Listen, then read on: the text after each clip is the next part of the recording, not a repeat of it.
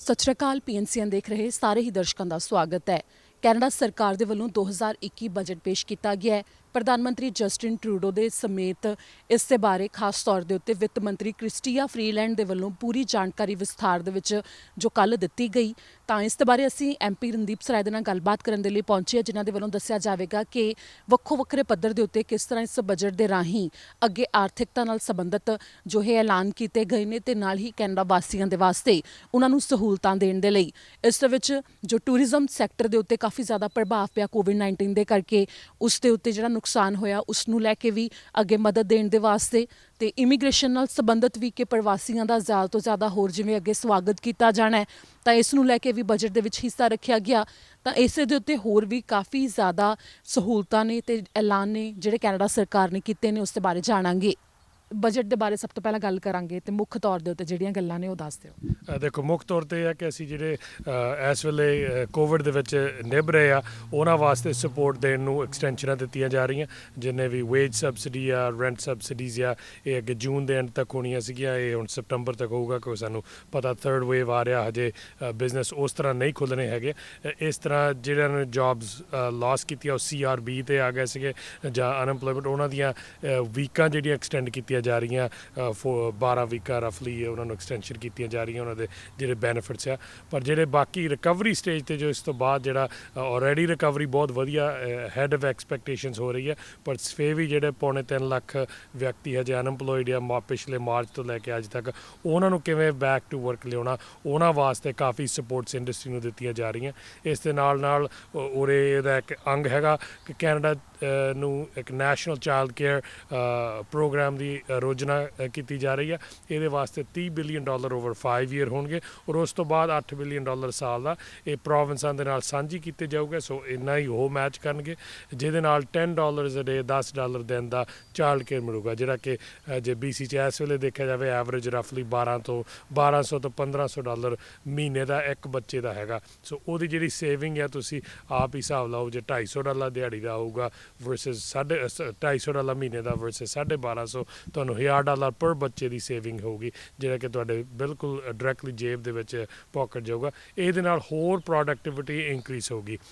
ਇਹਦੇ ਨਾਲ ਐਕਸਪੈਕਟੇਸ਼ਨ ਹੈਗਾ $1 ਜੇ ਦਿੱਤਾ ਤਾਂ $1.5 ਉਹਦਾ ਨਫਾ ਹੋਊਗਾ, ਕਿਉਂਕਿ ਉਹਦੇ ਨਾਲ ਖਾਸ ਕਰਕੇ ਔਰਤਾਂ ਵਾਸਤੇ ਜੌਬ ਓਪਰਚੁਨਿਟੀਜ਼ ਵੱਧ ਜਾਣਗੀਆਂ, ਜਿਨ੍ਹਾਂ ਨੂੰ ਘਰ ਰਹਿਣਾ ਪੈਂਦਾ ਬੱਚਿਆਂ ਨੂੰ ਸਾਂਭਣ ਵਾਸਤੇ। ਉਹਦੇ ਬਾਵਜੂਦ ਉਹ ਹੁਣ ਕੰਮ ਕਰ ਸਕਦੇ ਆ, ਉਹ ਆਪਣੇ ਕਰੀਅਰ ਜਿਹੜੇ ਕਿ ਉਹਨੀ ਪੜ੍ਹਾਈ ਵਿੱਦਿਆ ਲਈ ਸੀ ਉਹ ਨਿਭਾ ਸਕਦੇ ਆ, ਔਰ ਉਹਦੇ ਨਾਲ ਕੰਟਰੀ ਦੀ ਵੀ ਤਰੱਕੀ ਹੋ ਰਹੀ ਹੈ। ਸੋ ਇਹ ਇੱਕ ਬਹੁਤ ਵੱਡਾ ਸਪੋਰਟ ਮੈਕੈਨਿਜ਼ਮ ਹੈਗਾ। ਇਸ ਦੇ ਨਾਲ ਨਾਲ ਜਿਹੜੇ ਸਿਆਣੇ ਹੈਗੇ ਆ ਸਾਡੇ ਬਜ਼ੁਰਗ, ਉਹਨਾਂ ਨੂੰ ਅਸੀਂ ਇਲੈਕਸ਼ਨ 'ਚ ਵਾਅਦਾ ਕੀਤਾ ਸੀ ਕਿ ਜਿਹੜੇ 75 ਸਾਲ ਤੋਂ ਉੱਪਰ ਆ ਉਹਨਾਂ ਨੂੰ 10% ਉਹਨਾਂ ਦੀ ਓਲਡ ਏਜ ਸਿਕਿਉਰਿਟੀ ਪੈਨਸ਼ਨ ਵਧਾਈ ਜਾਊਗੀ। ਸੋ ਉਹਦਾ $500 ਇਸ ਸਾਲ ਹੋਊਗਾ, ਉਹਨਾਂ ਨੂੰ ਅਗਸਤ ਦੇ ਵਿੱਚ ਮਿਲਣਗੇ, ਔਰ ਅਗਲੇ ਸਾਲ ਤੋਂ ਉਹ $760 ਸਾਲ ਦਾ, ਤਕਰੀਬਨ 10% ਉਹਨਾਂ ਦੀ $70 ਮਹੀਨੇ ਦੇ ਉਹਨਾਂ ਦੀ ਪੈਨਸ਼ਨ ਵਧੂਗੀ। ਸੋ ਇਹ ਸਾਡੇ ਬਹੁਤ ਹੋਰ ਵੀ ਬਹੁਤ ਅੰਗ ਹੈਗੇ ਆ, ਜਿਸ ਦੇ ਨਾਲ ਕਿਵੇਂ ਹਾਊਸਿੰਗ ਅਫੋਰਡੇਬਿਲਿਟੀ ਵਾਸਤੇ CMHC ਨੂੰ ਮੋਰ ਸਪੋਰਟ ਦਿੱਤੀ ਜਾ ਰਹੀ ਆ।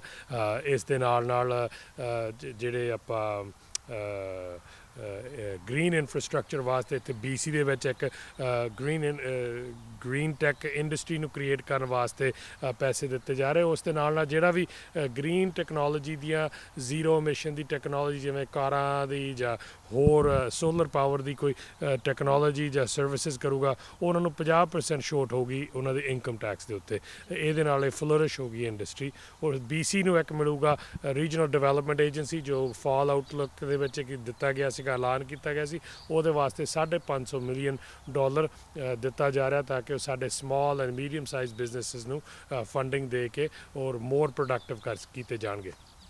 ਤੇ ਵੇਜ ਤੇ ਰੈਂਟ ਸਬਸਿਡੀ ਪ੍ਰੋਗਰਾਮ ਵੀ ਹੋਰ ਅੱਗੇ ਵਧਾਏ ਜਾਣਗੇ, ਤੇ ਉਸ ਦੇ ਵਾਸਤੇ ਵੀ ਜ਼ਿਕਰ ਹੈਗਾ ਇਹਦੇ ਵਿੱਚ। ਹਾਂਜੀ, ਸੋ ਜਿਹੜਾ ਮਿਨੀਮਮ ਵੇਜ ਹੈਗੀ ਆ ਫੈਡਰਲ ਗਵਰਨਮੈਂਟ ਦੇ ਜੂਰਿਸਡਿਕਸ਼ਨ ਅੰਡਰ ਜਿਹੜੇ EMPLOYEE ਆਉਂਦੇ, ਜਿਵੇਂ ਏਅਰਪੋਰਟਾਂ ਦੇ ਕੰਮ ਕਰਦੇ ਜਾਂ ਪੋਰਟਾਂ ਦੇ ਕੰਮ ਕਰਦੇ ਜਾਂ ਬੈਂਕਾਂ ਦੇ ਵਿੱਚ ਕੰਮ ਕਰਦੇ ਆ, ਇਹਨਾਂ ਨੂੰ $15 ਮਿਨੀਮਮ ਵੇਜ ਕੀਤੀ ਜਾ ਰਹੀ ਹੈ। ਸੋ ਇਹਦੇ ਨਾਲ ਤਕਰੀਬਨ 26-27 ਹਜ਼ਾਰ ਵਿਅਕਤੀ ਸਪੋਰਟ ਕੀਤੇ ਜਾ ਰਹੇ।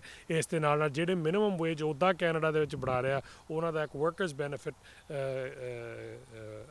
ਇੰਕਰੀਜ਼ ਕੀਤਾ ਜਾ ਰਿਹਾ, ਜਿਹਦੇ ਨਾਲ ਉਹਨਾਂ ਨੂੰ ਰਫਲੀ $1000 ਜਿਹੜਾ ਫੁੱਲ ਫੁੱਲ ਟਾਈਮ ਮਿਨੀਮਮ ਵੇਜ ਤੇ ਕੰਮ ਕਰਦਾ ਉਹਨੂੰ $1000 ਸਾਲ ਦਾ ਐਕਸਟਰਾ ਮਿਲੂਗਾ ਤਾਂ ਕਿ ਉਹ ਜਿਹੜੀ ਪਾਵਰਟੀ ਲਾਈਨ ਤੋਂ ਉੱਪਰ ਆਉਣ, ਉਹਨਾਂ ਨੂੰ ਹੋਰ ਸਪੋਰਟ ਮਿਲੂਗੀ। ਸੋ ਇਸ ਟਾਈਪ ਆਫ ਜਿਹੜੇ ਪ੍ਰੋਗਰਾਮ ਕੀਤੇ ਜਾ ਰਹੇ ਜਿਹਦੇ ਨਾਲ ਹਰ ਇੱਕ ਵਿਅਕਤੀ ਖਾਸ ਕਰਕੇ ਜਿਹੜੇ ਲੋਅਰ ਇਨਕਮ ਦੇ ਉਹਨਾਂ ਨੂੰ ਅਸੀਂ ਸਪੋਰਟ ਕਰਕੇ ਅਪਰ ਇਨਕਮ ਲੈਵਲ ਤੱਕ ਲਿਆਈਏ।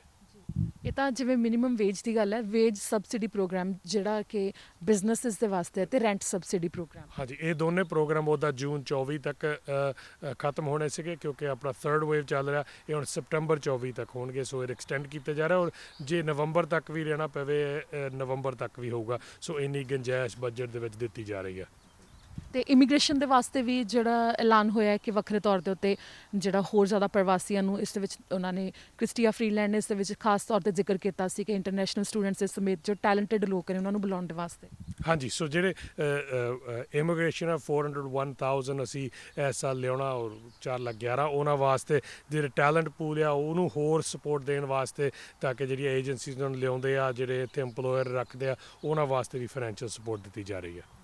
ਤੇ ਫਿਰ ਜਿਹੜੇ ਹੋਮ ਓਨਰਸ ਦੇ ਵਾਸਤੇ ਵੀ ਵਾਤਾਵਰਣ ਨਾਲ ਸੰਬੰਧਿਤ ਖਾਸ ਤੌਰ ਦੇ ਉੱਤੇ ਜਿਹੜਾ ਐਲਾਨ ਕੀਤਾ ਗਿਆ ਉਹ ਕੀ ਹੈ? ਉਹ ਦੇਖੋ ਦੋ ਪਾਰਟ ਹੈਗਾ। ਇੱਕ ਹੈਗਾ ਕਿ $5,000 ਦੀਆਂ ਗਰੰਟਾਂ ਦਿੱਤੀਆਂ ਜਾਣਗੀਆਂ ਰੈਟਰੋਫਿਟ ਕਰਨ ਵਾਸਤੇ। ਸੋ ਫੋਰ ਐਗਜ਼ਾਮਪਲ ਤੁਸੀਂ ਸੋਲਰ ਪੈਨਲ ਆਪਣੇ ਘਰ ਦੇ ਲਾਉਣਾ ਹੈ ਜਾਂ ਆਪਣਾ ਫਰਨਸ ਮੋਰ ਐਫੀਸ਼ੀਐਂਟ ਕੀਤਾ ਜਾਣਾ। ਸੋ ਉਹਦੇ ਲਈ ਪਹਿਲਾਂ ਆਡਿਟ ਫ੍ਰੀ ਕੀਤੇ ਜਾਣਗੇ। ਸੋ ਉਹਨੂੰ ਟ੍ਰੇਨ ਕਰਨੇ ਆ ਲੋਕ ਜਿਹੜੇ ਤੁਹਾਡੇ ਘਰ 'ਚ ਜਾ ਕੇ ਆਡਿਟ ਕਰ ਸਕਦੇ ਵੀ ਕੀ ਲੈਕਿੰਗ ਹੈ ਜਿਹਦੇ ਵਿੱਚ ਤੁਹਾਡੀ ਐਨਰਜੀ ਵੇਸਟ ਹੋ ਰਹੀ ਆ ਜਾਂ ਤੁਹਾਡੀ ਇਨਵਾਇਰਮੈਂਟ ਲਈ ਤੁਸੀਂ ਬੈਟਰ ਕਰ ਸਕਦੇ ਆ। ਉਹਦੇ ਪ੍ਰਪੋਜ਼ਲ ਤੋਂ ਬਾਅਦ ਫਿਰ 5,000 ਗ੍ਰਾਂਟ ਦੇ ਤੌਰ ਤੇ ਦਿੱਤੀ ਜਾਊਗੀ।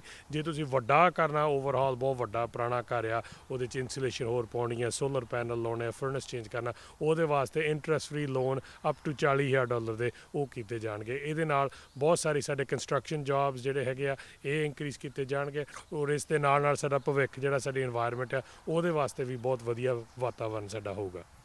ਤੇ ਚਾਈਲਡ ਕੇਅਰ ਦਾ ਖਾਸ ਤੌਰ ਦੇ ਉੱਤੇ ਜਿਹੜਾ ਤੁਸੀਂ ਪਹਿਲਾਂ ਵੀ ਦੱਸਿਆ ਪਰ ਇਹਦੇ ਵਾਸਤੇ ਇੱਕ ਵਿਸਥਾਰ ਵਿੱਚ ਜ਼ਰੂਰ ਦੱਸਿਓ ਕਿਉਂਕਿ ਜਦੋਂ ਕੋਵਿਡ-19 ਦੇ ਕਰਕੇ ਤਾਂ ਖਾਸ ਤੌਰ ਦੇ ਉੱਤੇ ਉਹਨਾਂ ਦੇ ਉੱਤੇ ਬਹੁਤ ਪ੍ਰਭਾਵ ਪਿਆ, ਤਾਂ ਉਸ ਦੇ ਬਾਰੇ ਜ਼ਰੂਰ ਦੇਖੋ ਇਹ ਇੱਕ ਚੀਜ਼ ਕੋਵਿਡ ਪੈਂਡੈਮਿਕ ਦੇ ਵਿੱਚ ਜ਼ਾਹਰ ਹੋਈ ਹੈ ਕਿ ਸ਼ੀ ਸੈਸ਼ਨ ਹੈ। ਇਹਦੇ ਵਿੱਚ ਔਰਤਾਂ ਨੂੰ ਜ਼ਿਆਦਾ ਨੁਕਸਾਨ ਹੋਇਆ ਮਰਦਾਂ ਨਾਲੋਂ ਕਿਉਂਕਿ ਚਾਈਲਡ ਕੇਅਰ ਦੀ ਜਿੱਥੇ ਖਾਸ ਕਰਕੇ ਗੱਲ ਆਈ ਉਹਨਾਂ ਨੂੰ ਘਰ ਰਹਿਣਾ ਪਿਆ। ਜਿਵੇਂ ਮੇਰੇ ਵੀ ਬੱਚੇ ਆ ਉਹ ਇੱਕ ਨੂੰ ਇੱਕ ਟਾਈਮ 'ਤੇ ਛੱਡਣਾ ਪੈਂਦਾ। ਵੱਡੇ ਸਕੂਲਾਂ ਦੇ ਸਿਰ 2-2 ਘੰਟੇ ਜਾਂਦੇ ਆ, ਉਹਨਾਂ ਨੂੰ ਫਿਰ ਜਾ ਕੇ ਤੁਹਾਨੂੰ ਵਾਪਸ ਚੱਕਣਾ ਪੈਂਦਾ, ਫਿਰ ਤੁਹਾਨੂੰ ਚਾਈਲਡ ਕੇਅਰ ਰੱਖਣੀ ਪੈਂਦੀ ਆ। ਸੋ ਇਸ ਕਰਕੇ ਮੋਰ ਕੰਪਲੀਕੇਟਡ ਹੋ ਗਿਆ। ਇਸ ਦੇ ਨਾਲ ਨਾਲ ਜਿਹੜੇ ਜੌਬਸ ਵੀ ਆ ਆਮ ਤੌਰ ਤੇ ਔਰਤਾਂ ਕੰਮ ਕਰਦੀਆਂ ਸੀ ਉਹ ਡਿਸਪ੍ਰੋਪੋਰਸ਼ਨਲੀ ਜ਼ਿਆਦਾ ਲੇ ਆਫ ਹੋਏ ਆ। ਹੌਸਪਿਟੈਲਿਟੀ ਟੂਰਿਜ਼ਮ ਸੈਕਟਰ ਦੇ ਵਿੱਚ, ਰੀਟੇਲ ਸੈਕਟਰ ਦੇ ਵਿੱਚ, ਰੈਸਟੋਰੈਂਟ ਸੈਕਟਰ ਦੇ ਵਿੱਚ। ਸੋ ਇਹ ਜਿਹੜੀਆਂ ਜੌਬਾਂ ਦੇ ਵਿੱਚ ਜ਼ਿਆਦਾ ਲੇ ਆਫਸ ਹੋਏ ਆ, ਜ਼ਿਆਦਾ ਪੈਂਡੈਮਿਕ ਦੇ ਨਾਲ ਇਫੈਕਟ ਹੋਇਆ। ਇਸ ਕਰਕੇ ਇਹਨੂੰ ਸ਼ੀ ਸੈਸ਼ਨ ਵੀ ਕਿਹਾ ਜਾ ਰਿਹਾ।